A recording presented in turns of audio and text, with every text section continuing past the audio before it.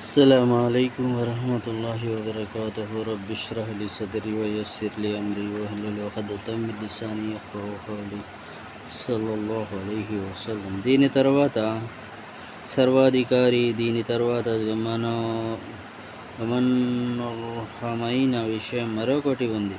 దివ్య గ్రంథంలో బహరా సూరా యొక్క 255వ ఆయత్ చదవండి.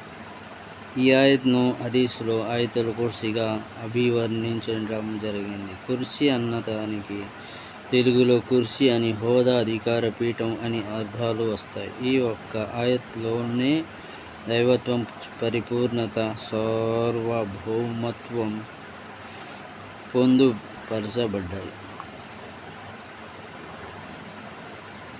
అల్లాహ్ అనంతుడని, ఆయనకు నిద్ర రాదని ఇందులో పేర్కొనబడినది. అల్లాహ్ అనంతుడని, ఆయనకు నిద్ర రాదని ఇందులో పేర్కొనబడినది. అస్సలాము అలైకుం వరహ్మతుల్లాహి వబరకాతుహు.